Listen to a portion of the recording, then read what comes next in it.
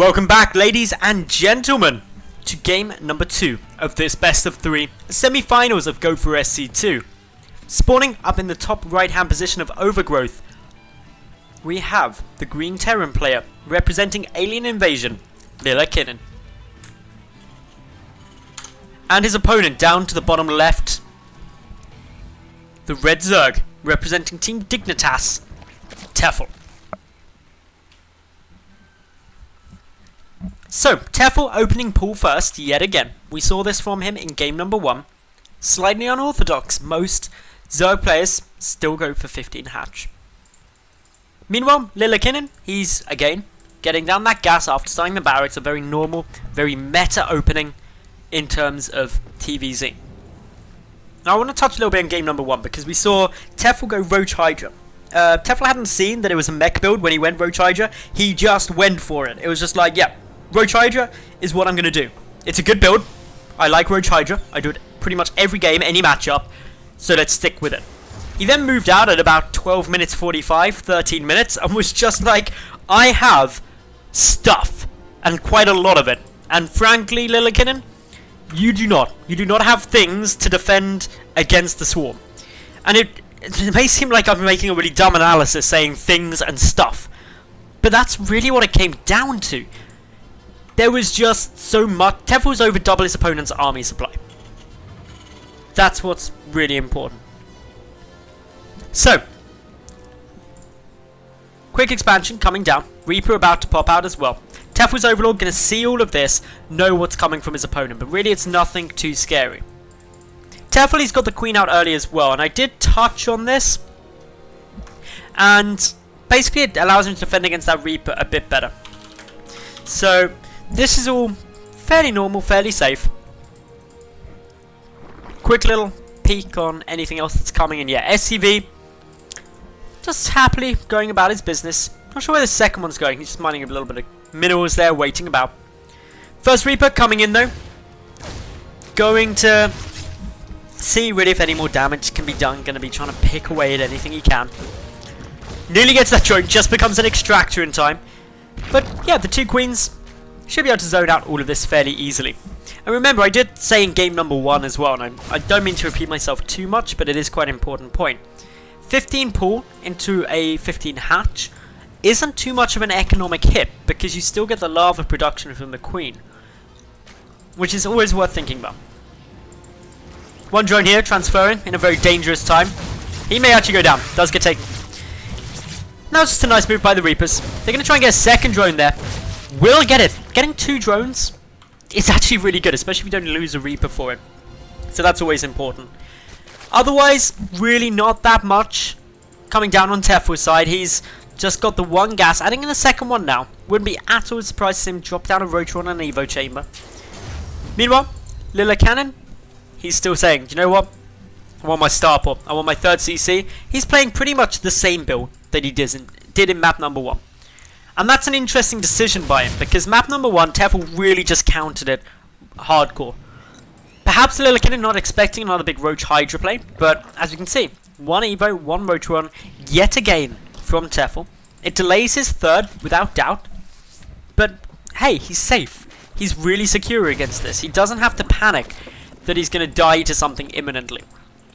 I think what would be a great minor adjustment for Lillekanin is just trying to be a bit more aware of, or a bit more scout heavy on exactly how many roaches Tef was pumping and when. Because in game number 1, Lillekanin, he got Thors out but didn't really have many tanks, and that's what really hurt him in trying to defend against that roach heavy composition. So, 1 Reaper dies. That's a really massive pick-off actually. Killing that Reaper reduces significantly how tanky this harassment force is against the queens. And they're the kind of cornerstone, the foundation of Tefel's defense up against this harassment. +1 is being researched yet again. That's the missile attack, not melee, we so often see in, obviously, ZVT. And so Tefel again going to be looking and gunning towards that Roach Hydra tech that he so loves and knows so well. The Banshee is on the field. Oh, no, actually it wasn't. Whoa, okay. No Banshee this time. I just kind of assumed that was coming, but yeah. No Banshee. Instead, a bit of a drop-up Hellions will now breach the main, completely circumventing the wall off at the natural base, and they get a fair few drone kills. Up to 7. 51 to 40 workers total right now, but with the roaches coming back to the main, this should be protected, and the damage, while nice, was in no way catastrophic to what Tefel's trying to achieve. Cute little move here, using the Overlord to spread a bit of additional creep, just to get that creep highway going, that quick reinforcements. And this is going to aid Tefel in trying to defend his third to his main from these drops. What's also good is just the overall split of the roaches. Against Hellions, 3 roaches and 2 queens are more than adequate at stopping that from really doing anything. It's a lot of damage. Tefel's already happily stacking up drones, getting a decent income here. Needs to actually realise they're there. There we go. Sets them back to mining. Good little drones. But yeah, this is all a very normal game from Tefel, who is continuing to pump more roaches out. Looks to be heading towards that timing yet again. The most significant difference is, unless I'm mistaken, there is no Hydralisk Den in this game. This is just roaches. Could go for a 2-1 timing. Certainly a good possibility. That +2 will be done in 190 seconds, so about 3 minutes. Just after the 13-minute mark, when we saw that same timing come down in game number 1. The difference is there was Hydras then. Are we going to see Hydras again? Looks like we will. Adding in now. That's Hydra Den, I'm 90% sure is later. I'm pretty sure it's already finished when Tefel was at about the 20 roach count last game.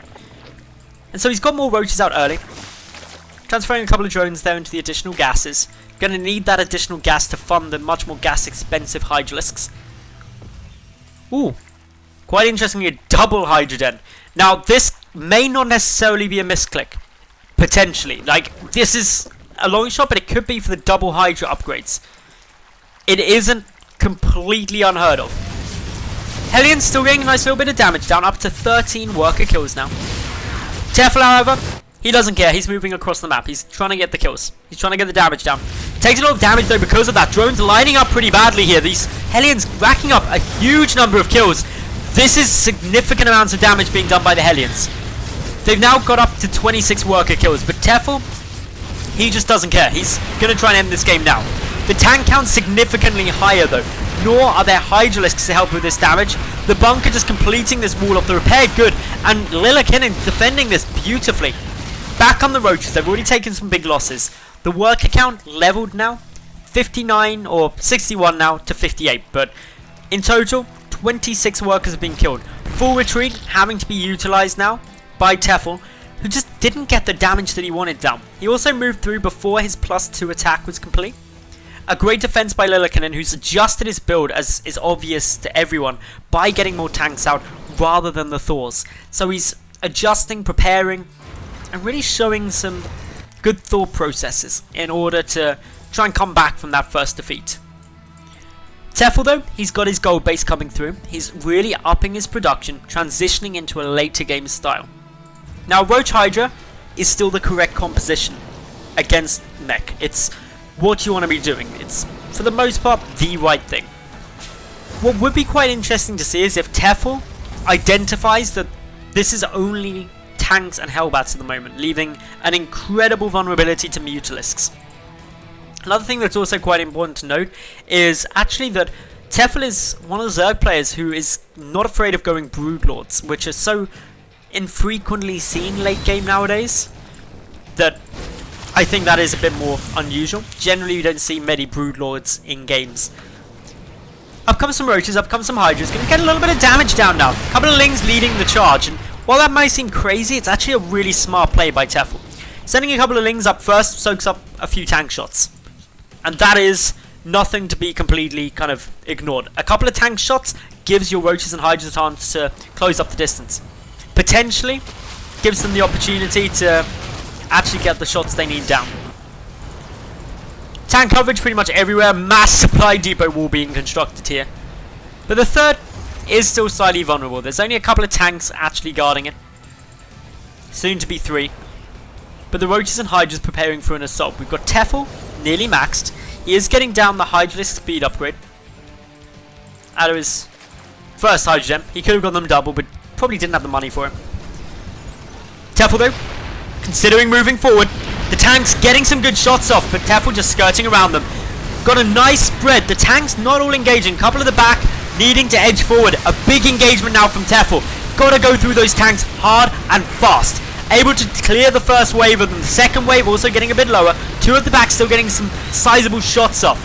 Killing off these tanks is going to be difficult to resupply anytime soon. And if the orbital command dies, that's going to take even longer. This third, essential. Down it goes. And that third without it, hey, Lillekanin, he's suddenly lacking too much. GG's called with a flank from the side. Tefel, beautiful push in move just when he needed to. All sorted. 2-0 for Tefel. He advances on into the finals.